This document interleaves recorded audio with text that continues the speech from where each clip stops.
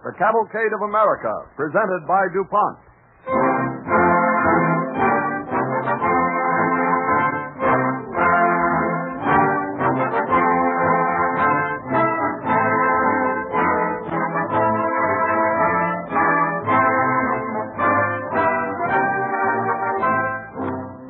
Each year, increasing thousands of eager Americans travel by rail, automobile, and airplane to the numerous national parks of the United States to stand in awe before natural wonders thousands of years old. This evening, the Cavalcade of America brings you a bit of little-known history about one of these great national parks, the Yellowstone. The story of how its marvelous natural wonders were found and preserved for you, for me, and those who come after us. Nature often hoards her secrets. Discovering these innermost secrets and developing their best uses for our modern world is the work which inspires the research chemist. Men who are devoting their lives to the fulfillment of the DuPont pledge, better things for better living through chemistry.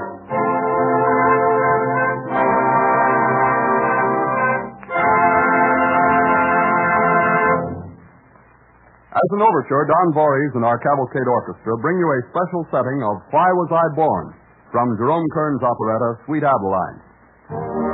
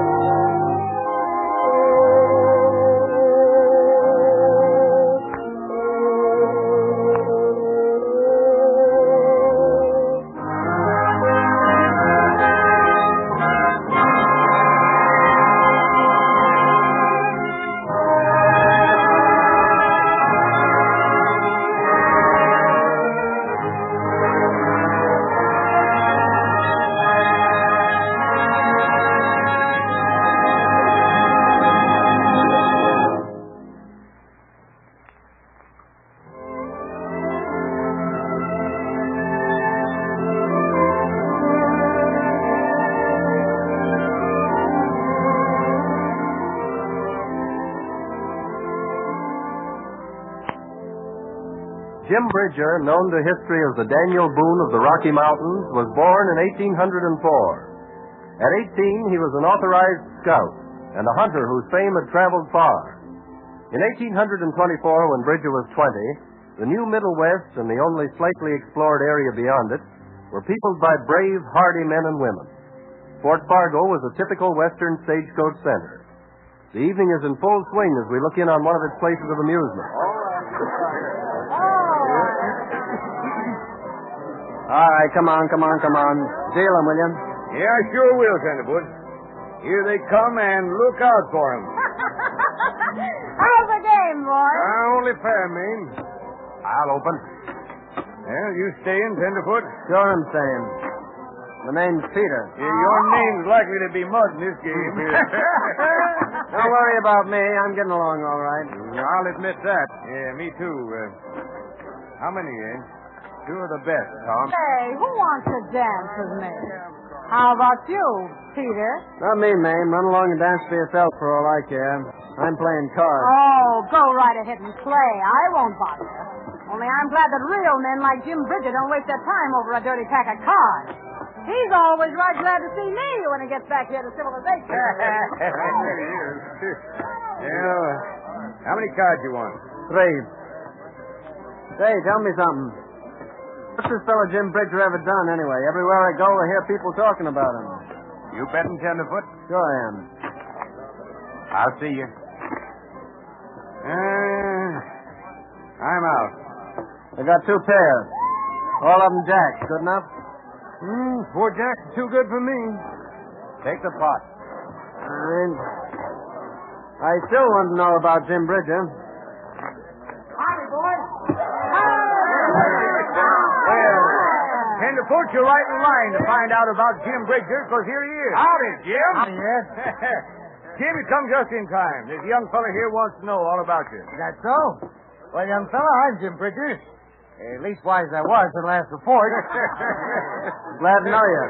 My name's Peter. Yeah. You don't need to be took back looking at me so strange, mister. There's other things besides my face that show the glory of nature out in these parts. I ain't claiming it all. Say, did you ever see water you could rest on without sinking? No. Well, I did. A lake to cheer the eyes of any man alive. Spread out before you like a big mirror. I've been riding for days. So you kneeled down and drank it. Well, I aimed to, but I didn't. Well, Jim, what was the matter? Well, honey, it was brackish as salt. Salt water? Yeah. Bit the throat out of me before I swallowed a palmful. Well. Oh, but that wasn't the best part. I stretched out on that water. You laid down? Yep. Hands hung back over my head. Stretched out full length on that water and slept like a baby. You sure be a liar. Careful, Tenderfoot. No man's going to stand in front of me and say he can lie down in the water and sleep without drowning. No man can do a thing like that. I did. You're lying. Ready, gun hand here. Hey! Come on, you. Get out of here and stay out. You know what's healthy for you. Come on, get out of here. Get out of here. Well, they didn't waste much time or effort escorting him, did they? We got what was coming to us. Who was the main escort for him? Oh, Tom Fitzpatrick. Well, he's real thorough, Tom is. Oh, Fitzpatrick. Yeah, Bridger. Come on over and sit down. I kind of take to a man who cottons up to imagination. You believe I saw a salt lake so heavy I couldn't sink in it, don't you? Well, I'm not going to say I know you didn't see it until I can prove it.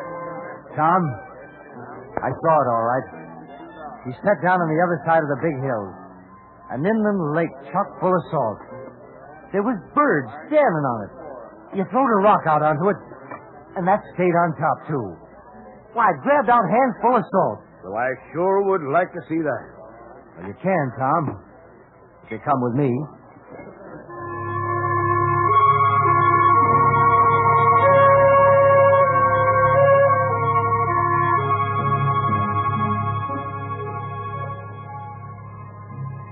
Jim Bridger exaggerated a little, as was his habit, but he had seen a body of water such as he described. Today, we know that wonder in Utah as Great Salt Lake. 9 out of every 10 men who heard Jim describe the wonders of this inland body of water smiled and forgot what he said, just as they had smiled and forgotten hundreds of other things Jim Bridger had told them. Tom Fitzpatrick was not one of these people. He was not certain he believed Jim Bridger, but he was not able to prove Jim was wrong. The two became firm friends. They packed up their horses and started out together. Sometime later, we find them looking at some beaver traps. Well, not much luck today, Jim. No. Beavers is cute. Reckon we just about trapped out these parts, Tom. They sent signals we're here. They're smart. Yeah, beavers are smart, all right. Look over there by the stream. Trees, dams, canals, houses with underwater entrances. Tom, I don't figure men folks could do a job like that. Why, those scooting little devils know enough to stick their tongues into a trap and spring it and get off scot-free. I heard that. It's true. Hear that? Mr. Beaver slapping his tail against the water, telling us where we get off. He ain't going to have soup made out of him. He's going right on wearing his pelt, even if the fine gentleman in London would like to have it for a half. Well, wait a minute now. I'll take a look at this last trap. Well, I'm praying it ain't empty like the rest of them. Yeah, it is, though. They're learning, Tom. That's what they're doing. We folks got to learn, too.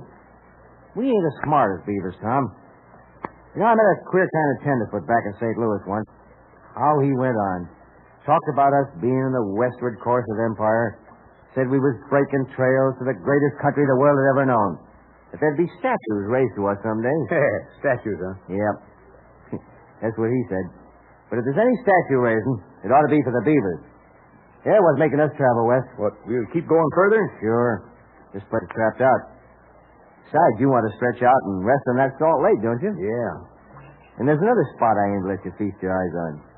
You didn't know I was holding something back, did you? I ain't surprised. You will be. Of course, I ain't putting my hand on the book and testifying to the truth of this story, mind you, but there's a saying that a fella called Coulter was in these parts, maybe about 20 years back. Coulter? Yeah. I heard of him. Of course you have. Well, Coulter was out here. I'd like to know him. There was a sort of fellowship between us. Well, he was riding along just about where we be now. Yeah? Yeah, and all at once he reined up and stuck his nose in the air and sniffed. Redskins. Couldn't miss him. Coulter leaned forward on his pony, and sure enough, there was a mess of braves swinging up toward him. They started shooting arrows at him. I wouldn't want to find myself in a mix-up like that. Them Redskins can shoot. Didn't bother Tom Coulter none. Swung his horse in his hind hoofs and yelled. Then he started. He rid plumb clear from all but one Injun. But that critter hung on. So, Coulter polished him up. Great. Yeah, then his troubles begun. While he was fighting the brave, the rest of the pack come a-piling along. They was all but sitting in Coulter's lap before he knew it. What'd he do? Well, there was a stream right alongside of him, and he picked up an idea as quick as a flash. Yeah? Zip, off come his boots. He run into the water with the stones cutting his feet every step. But he'd spotted some beaver houses in the distance.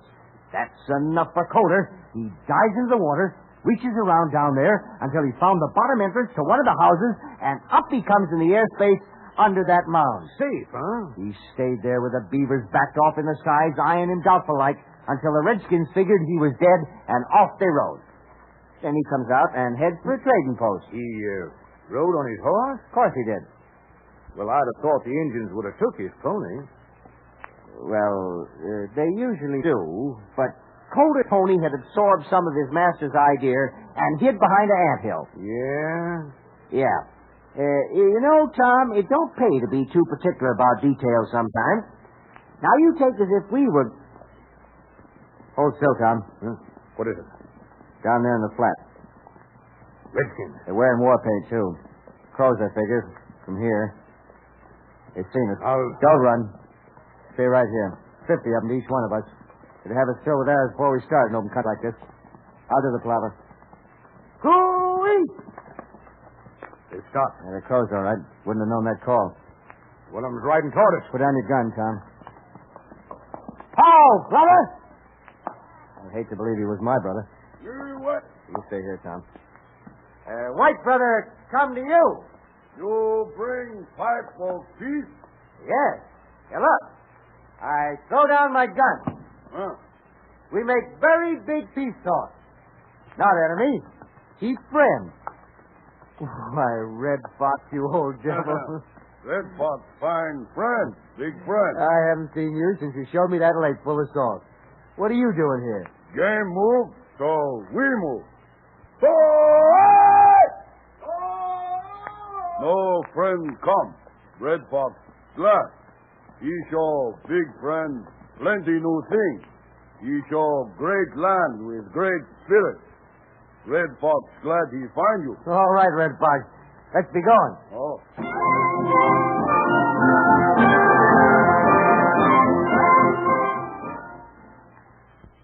Red Fox was a crow chief. There was a great feast that evening, and Jim Bridger and Tom Fitzpatrick sat by the biggest fire close to the head brazier. The Indians liked Jim, even though they could not understand all his stories. The next day, Jim, Tom, and Red Fox again head west on a sightseeing expedition. That's a nice pony, Red Fox. Mustang. Yeah. Got good legs. You want them? Shucks, no. Cotton to his markings, that's all. You ever see a prettier looking sample of horseflesh, Tom? He's a beauty. Yeah, right, heft to his shanks. Handles himself like he knew what it's all about, too. Get them from white man. Give them back to white man. You. Yeah. You're going to keep your own legs around him. A man don't give away a pony like that. At least wise I wouldn't. Hold on a minute. What was that ahead there? Great spirit make very great wonder. Tom, did you see it? Jet of water, shooting out of the ground 20 feet in the air. You see only little one. Now you watch. There, where Red Fox points. Something's getting ready to happen, all right. Listen to it. Jim, what you going to do? I don't know, Tom, but it's certainly... Jim, that water's spouting at least 100 feet, straight up. It ain't real. It can't be, Tom. Come, we go. Greater wonder ahead. Great spirit make gift to good white man. Greater wonders ahead. I don't dare believe it. I don't even believe what I've seen already.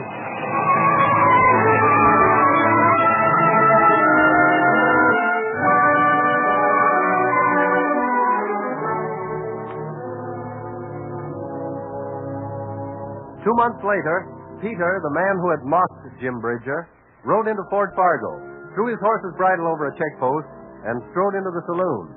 He was a different person from the man who had looked up from the deck of cards and laughed at Jim Bridger.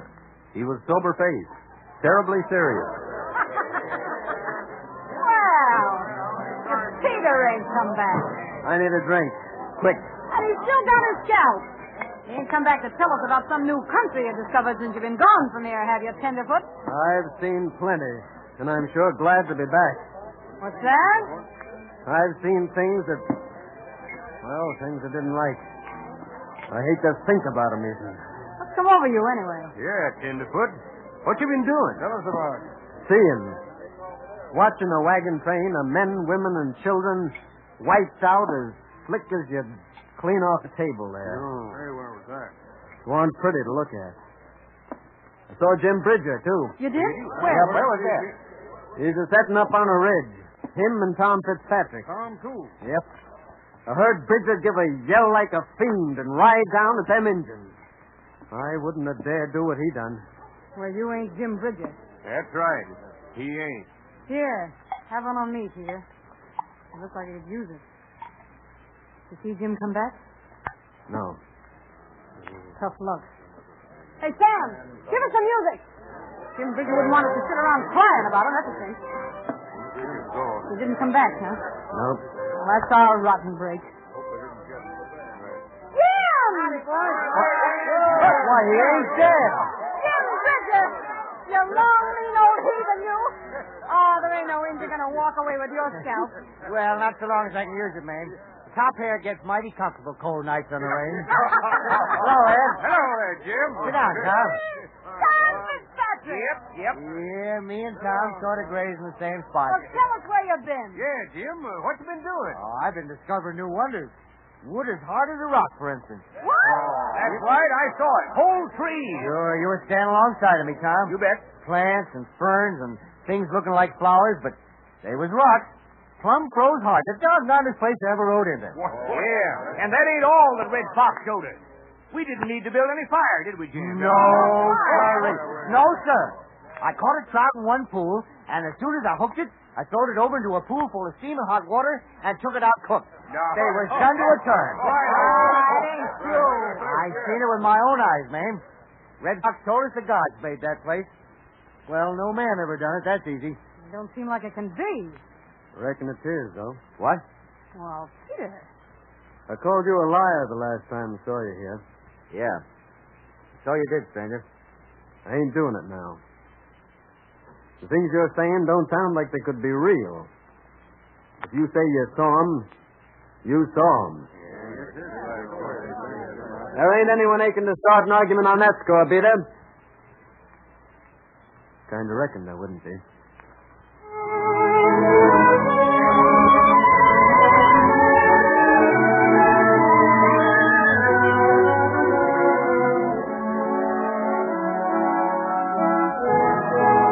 Jim Bridger had found someone who believed his stories, and it acted like a tonic. He touched up his discoveries and made some really bang-up, typical tall stories out of them. His reputation and his tales brought him into demand as a guide. In 1854, the Irish nobleman Sir George Gore came to the United States. He traveled west, and he engaged Jim Bridger to act as his guide. One night, the party rests on the edge of what is now Yellowstone Park. Sir George and Jim Bridger are in the former's tent. Tom Fitzpatrick, Jim's inseparable companion, and an Irish servant sit by the campfire. It is a broth of a night. Yeah, we make that kind out here. It is a pity some of it couldn't be moved to Ireland. Then it would be perfect. You have plenty of great sights in this new country of yours, but going's a bit stiff. And that Bridger of yours, the stories he tells. You think Jim's lying? Oh, no, I wouldn't say that.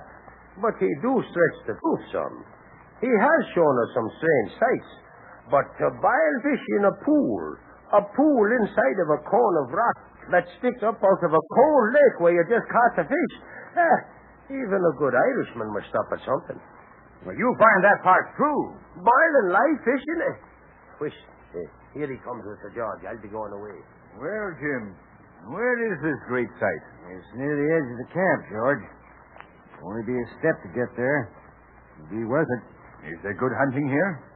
Good?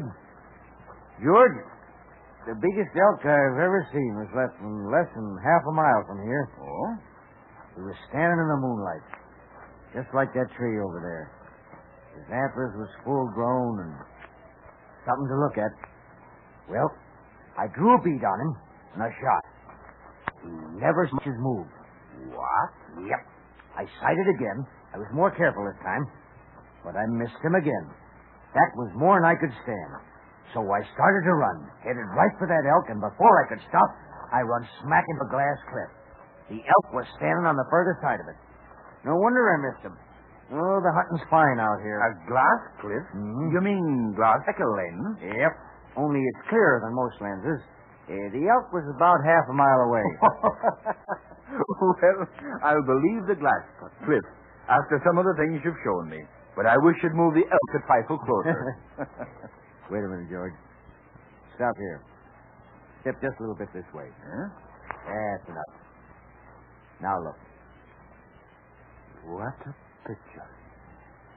Liquid lace patterns against a background that has 100 colors in it. I've seen a waterfall at night before, but I never hoped to see anything like that. The moonlight against it. Well, I said I'd show you something.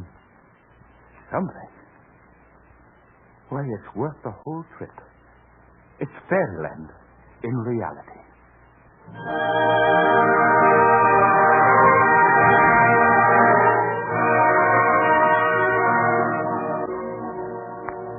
The Cavalcade of America, presented by DuPont, moves on. Gradually, more and more people came to believe Jim Bridger's stories.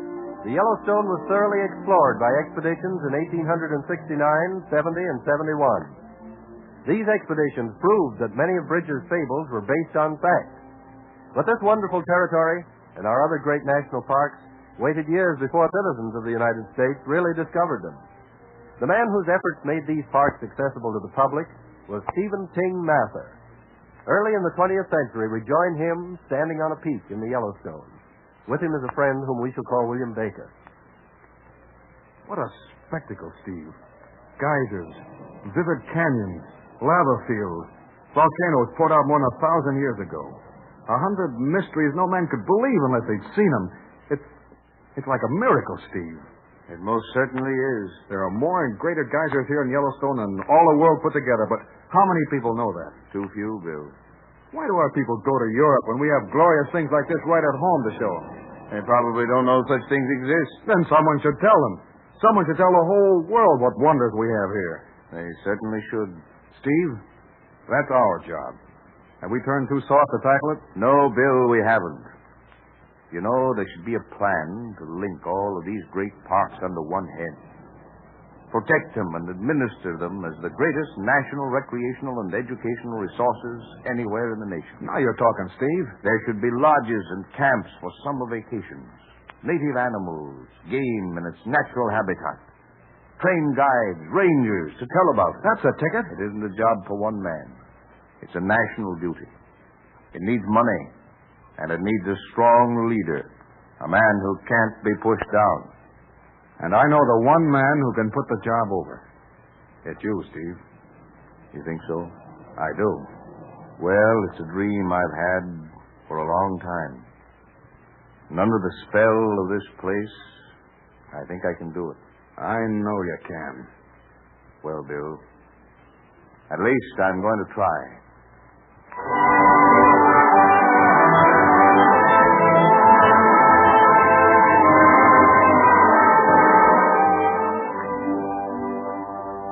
Stephen Ting Mather assumed the office of Director of National Parks in 1916.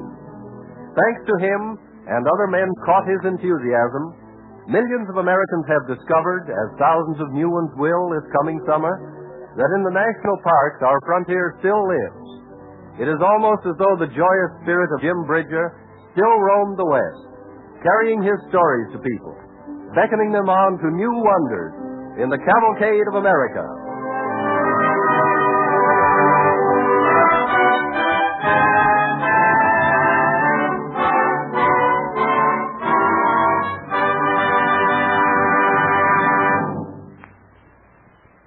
You've heard much on these programs about research, and until now we've primarily discussed chemical research as carried on in chemical laboratories. This evening we're going to talk about a different kind, a research project that has for its laboratory America's fields and forests, her lakes and streams, in fact, all outdoors.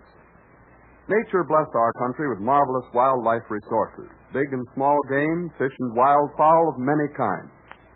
But because of thoughtlessness and lack of care, our wildlife is diminishing so rapidly that public-spirited people throughout the nation have become alarmed. Recently, a group of business and professional leaders formed an organization called the American Wildlife Institute to undertake a nationwide program of action. In cooperation with the United States Biological Survey and a group of universities, the Institute is conducting a 5-year program of research and demonstrations to protect and restore wildlife and to preserve its natural habitat. Biologists and other experts working with colleges in all parts of the country are studying the food supply, breeding habits, diseases, and natural enemies of wildlife. Demonstrations are given to show farmers, landowners, agricultural agents, and game commissioners how to put conservation measures and methods into effect. Many business firms are supporting this work. And those that serve the sportsmen or vacationists in any way, of course, have a direct interest in wildlife restoration. But this program goes far beyond any single business, for it aims not only to restore fish and game, but to promote the growth of wild plants and flowers, control water levels, and prevent contamination of streams, rivers, and lakes. Among the industrial concerns contributing to this work are the DuPont Company and its associate, the Remington Arms Company. Thousands of individuals and local fish and game clubs also are supporting this work. Any project designed to protect and restore America's natural resources, including its wildlife, means a great deal to everyone. DuPont is glad to be counted among those supporting such work, for it is indeed a praiseworthy contribution to better living.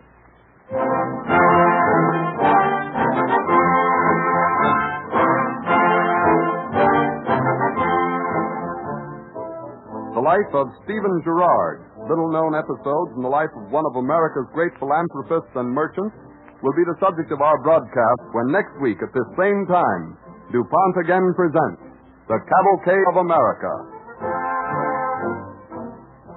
This is the Columbia Broadcasting System.